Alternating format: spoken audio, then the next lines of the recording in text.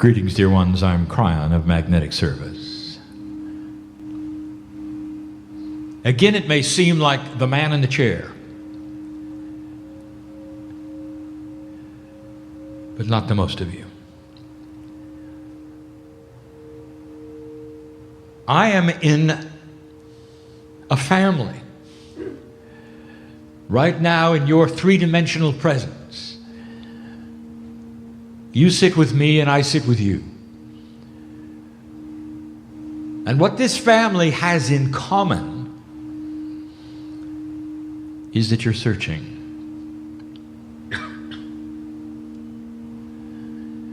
And the search brings you to a place where you will sit and listen to those things which are advanced attributes of life.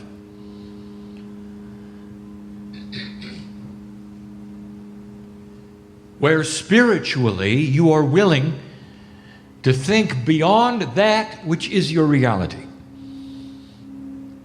It makes you special. Special in this way, that not all of those who would be light workers on the planet would be willing to look beyond themselves in the way you are. And so you have spent the day doing things perhaps which are a bit against the grain of what you've been taught. Learning to listen to spirit is one of them. Difficult,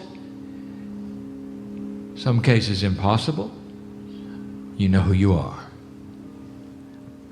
Some of you have said fine, some of you said not for me.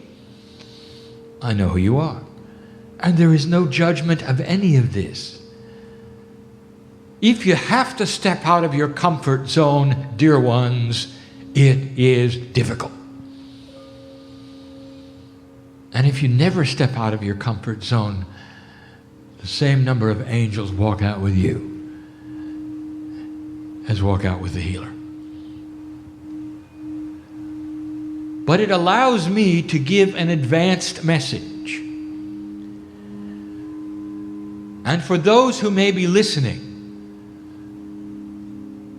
who are not of the same kind of advancement spiritually as those in the room, this may seem strange indeed.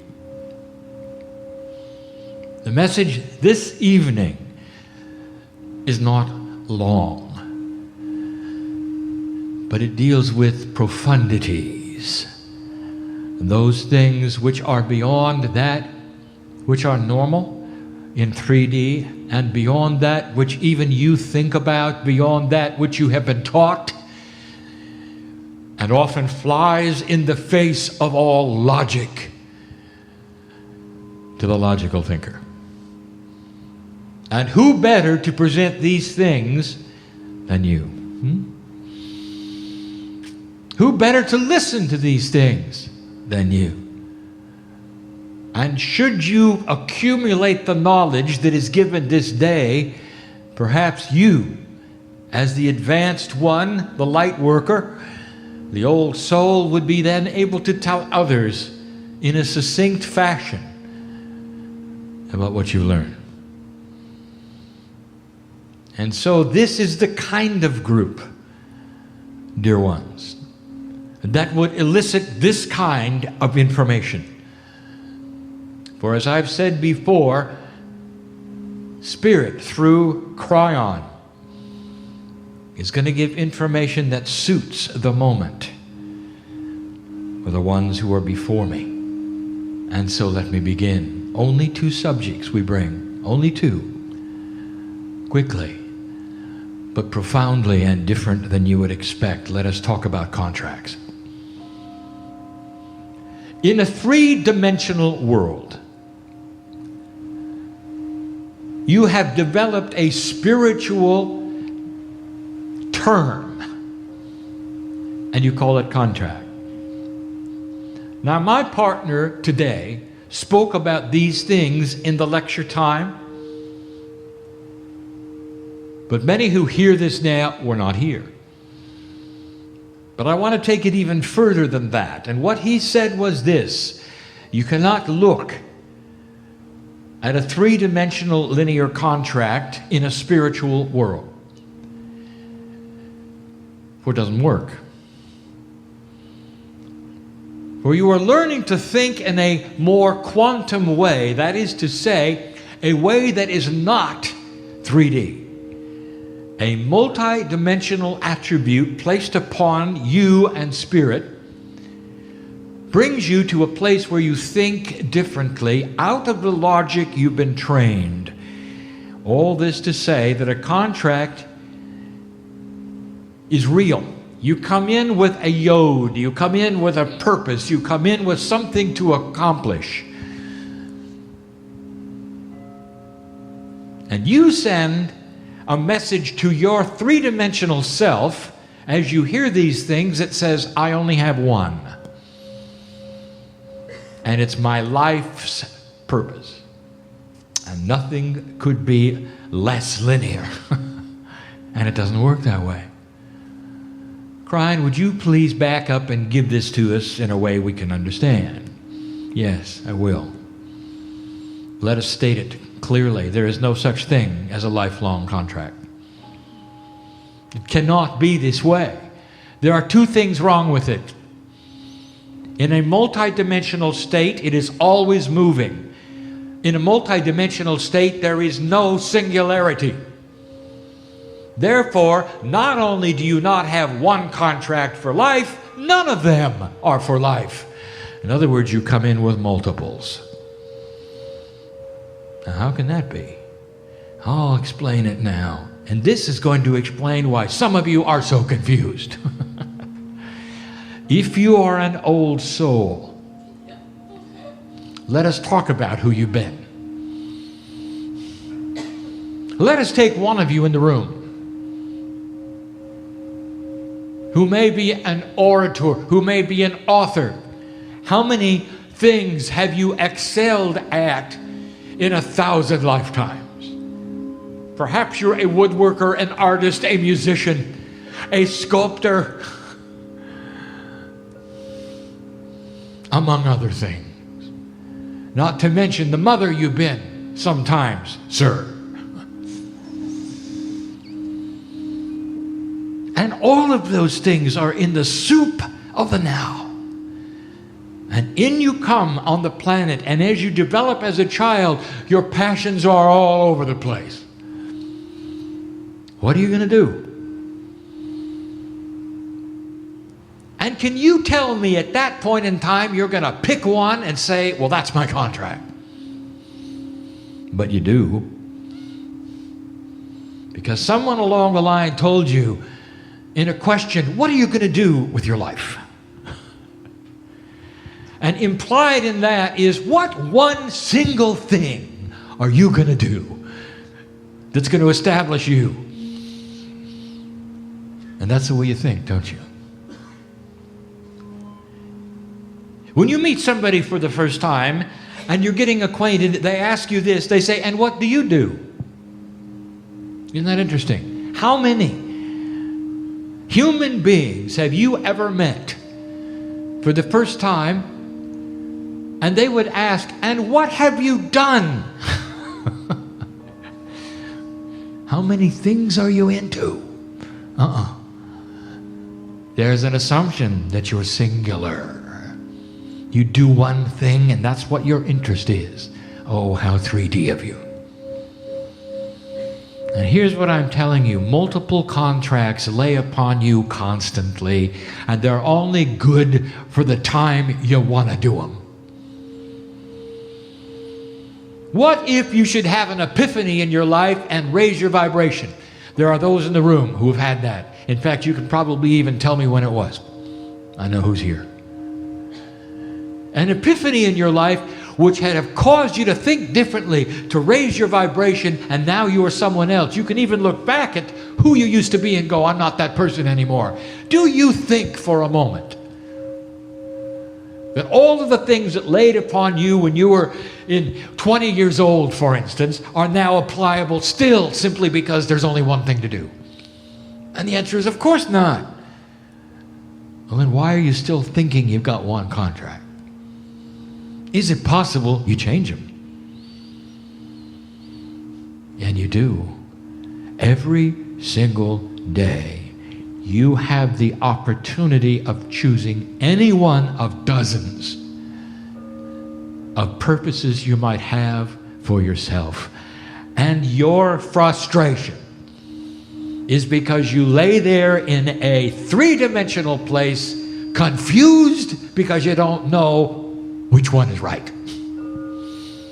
What if they're all right? And if you start to understand that they could be, I would say you are starting to step into that multidimensional place where God resides. And the divinity in you is starting to show itself as you have an understanding. What shall I be this year? Shall I write the book that's always been there, even though I don't think I'm an author? Shall I stand in front of people and teach, even though I'm not an orator? Well, yes, you are, and yes, you are. Your passion can change from time to time, depending upon the energy of the crystalline grid, where you're living. Did you hear that? And who you think you are. Don't be surprised if, as your self-worth increases and you work on yourself, your passion will change for what you think you want to do. And what is it that's going on there, dear one? You have just elevated yourself, brought forward things in your Akash, married yourself to different concepts that are multidimensional. And then there are those around you who'll go, look at that person who can't make up their mind what they want to do. And Spirit looks at you and say, blessed is the human who knows they can do many things. There is no such thing as a contract. There's only the various passions you come in with. And you're going to notice something about most of them help other people. It's the compassion factor. What is it that you can do which is compassionate? Can you write a song and give it to another person? And what will be their reaction if you do? Their heart might melt.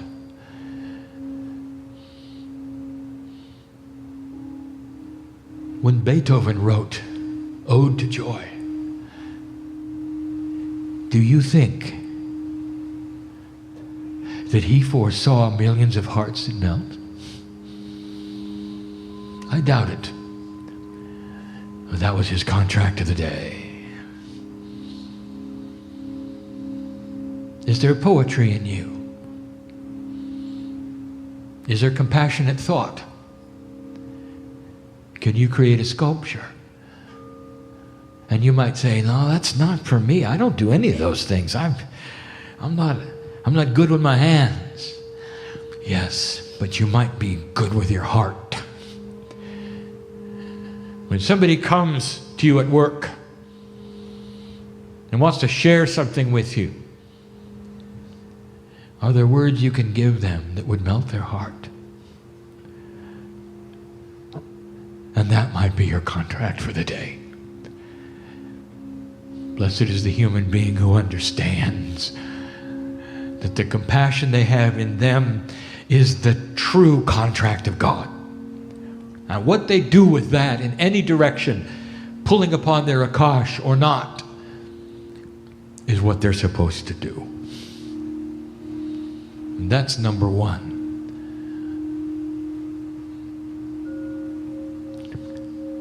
Don't decide you failed because you can't find one thing you're good at. Because as an old soul, you might be good at 50 things, really good at them. Really good at them. And you might start changing what you do every day. And the humans around you will think you're wishy-washy because you can't get a grasp on 3 dimensions. And you can just smile and know they're right. Because you have decided to take on the attributes of a compassionate God. I don't understand, you might say, these kinds of things, Kryon, because they're a little tough to conceive of. You have trouble with that one? Wait till you hear this one. You are advanced enough, dear ones, to listen to this, so I can plant the seeds of truth that are so bizarre to you that you may not believe it, understand how it could possibly be, work with it, because it's not in your reality, but eventually you'll know. And here it is. Let us start with the simplicity of God. That's a dichotomous statement. Do you have any trouble praying to God when you know somebody else is also? In your world, if you were going to talk to someone, including a spiritual leader, you'd take turns, wouldn't you? If somebody's talking to them, you wait in line, don't you? Do you do that with God? No. Why? And the answer is because you know God can hear multiple messages at the same time. Do you have any trouble with being in one part of the world or another part of the world, or traveling from one to another and speaking to Spirit? No. What do you know about Spirit? Spirit will be in all places at once. Really? What does that tell you about Spirit? God is omnipresent. God is always with you. Spirit knows every heart, every mind. This is your mantra. I'm not giving you information you don't know. But have you ever analyzed what it might mean? It might mean that God is quantum. Outside of your reality and a quantum state, God can be everywhere at the same time, entangled with you forever. No time, no space, no distance, no singularity. Everywhere, all the time. Now, follow the logic. What are you learning here on the planet? That God is in you. I gave you the information about the splendor in your DNA. That the higher self is represented. Angelic layers are there. That chemically you're alive with God. It's inside your corporeal attributes. God is in you. Not just spiritually, but chemically. You are imbued with the divine attributes of a creator. And there you sit thinking you're singular. And you're not. Therefore, as my partner brought up today, many of you don't understand you yourself, your name goes here, are multiple. Beyond your wildest dreams. And what I'm going to tell you next, you will not understand, because you have a clock. And it's a singular one. And this is going to be tough. I'm going to talk about the agreement, not the contract. The agreement to a system of love. And some of you are going to relate to this. It's beautiful. It's beyond beautiful. The system of love. I've spoken about this one other time. A system of love, and it has to do with family. This is not about chemistry. This is about the attributes of the love of a compassionate God who is inside you, who honors those who are in sorrow because they don't know the truth. Now go slow, my partner, for you are receiving a great deal of information all at once, and I can tell you're struggling to know where to begin.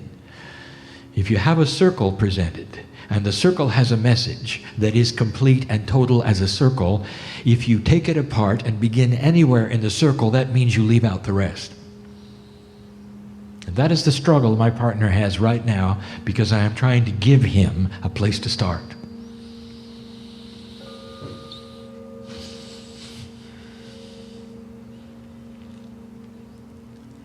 You have an agreement that in death,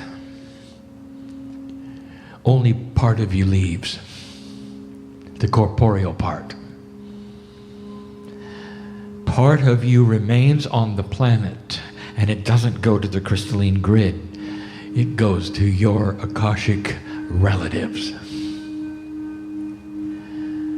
That's a good start, my partner. What does it mean, Kryon? There are those in the room who have children. On your passing,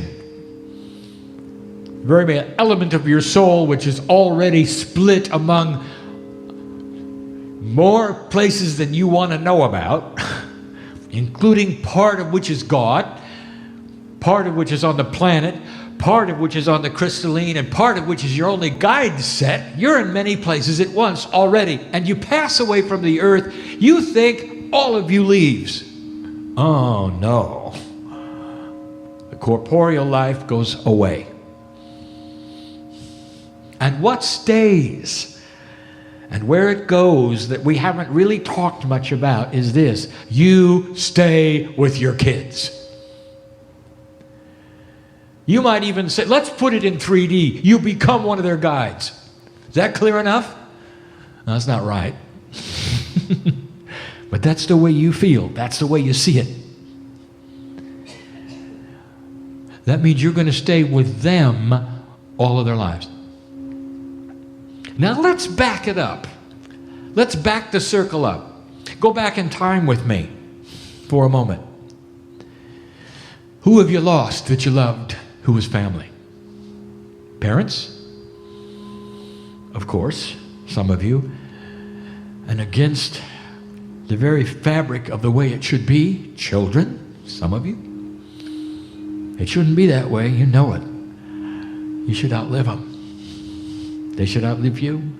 What's right? In the circle, everything is right. So let's back up with me. Who have you loved and lost? Well, let's talk about where they are. They're in the room. And they're next to you. They're part of you. They absorbed into your Akashic DNA. And if you let them, they'll talk to you in ways that only you will know. Not with words, with intuitive thought, in dreams. Some of you can even smell them. And they'll be with you all your life. Now, I want you to follow something that is ultra complex. What about their parents with them? And did that pass to you? Yes. That means what you carry around are your ancestors. And the ones that are closest to you are the ones you've loved and lost in this lifetime. The grandparents, the great-grandparents you never knew, they're there.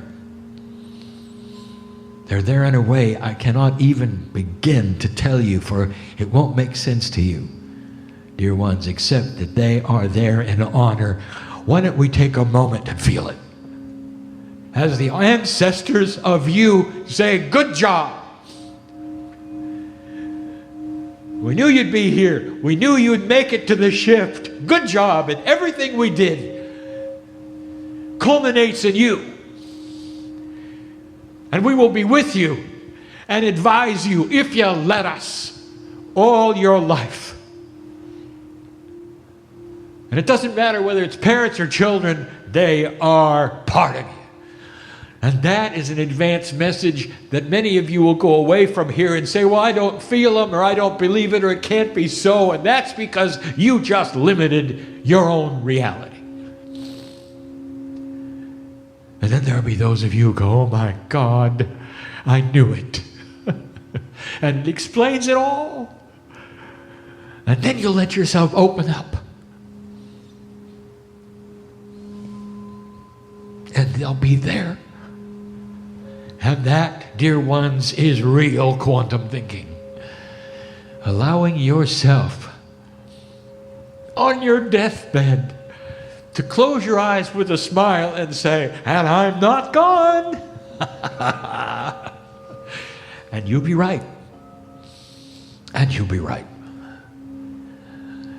Oh, dear ones, this is a system of love, an Akashic system, a chemical system, an inheritance system. We've only scratched the surface of the way it works. You know who knew this?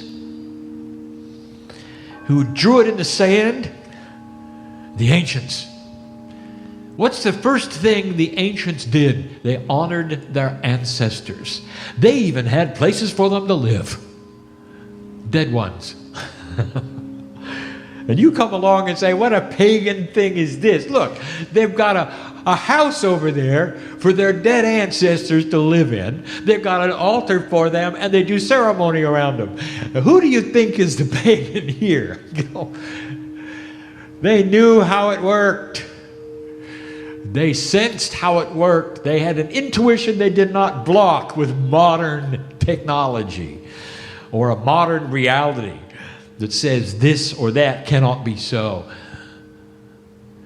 And they lived longer because of it. They were in touch with it. And so we'll say it again. It's time for the old ways to return. You want some wisdom? Study them. What do you think when somebody casts bones? Do you say, oh, how quaint, oh, how pagan? You know what's going on there? In your culture, you have movies about it.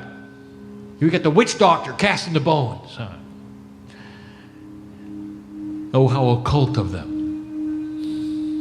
You know what they're doing? They're looking at how the bones fall and counting surfaces, converting it into numerology and giving potentials. That's what they're doing. Numerology, the energy of numbers. Ask Pythagoras about that. He was into it. Master mathematician who knew about the energy of numbers. They weren't simply objects on a page that were sequential. They were energy. There are so many things hidden in what the ancestors did that you should take another look before you decide what was right and what was wrong. And so in these things we bring you this day, only two. We bring you truths that are beyond the scope of almost every human on the planet of belief. Even some of you will go away scratching your head saying, I'm not really sure I understood it. And that is as it should be. The human being needs time. Seeds need to be planted. You need to exercise this over and over in order to get into a place where you can have a dual reality. The one you go to work in and the one you worship in will slowly meld together, and you won't be able to tell the difference. And then God is with you every minute of every hour. And that is the message for this day. And I hope it has touched you in a way that you'll go out so different. How many of you are going to claim this? How many of you have the courage to sit in the chair and say, thank you, Spirit. I knew this was so. For this, I now understand they're not gone. That ought to mean something. It does to my partner. For it's the first time he's really got it. It includes even friends. They don't have to be biological. Because sometimes friends are akashic groups, karmic attributes attached to you. Feels like a sister or a brother, but isn't biological, but they're family, and they're with you too. Did you know that? This is bigger than you think. Go from this place, claim this, and be better because of it. Join your ancestors in the wisdom that they had that is not acknowledged this day as anything but paganism and trite, and start to understand perhaps they had the truth. And you're just now learning it. And so it is.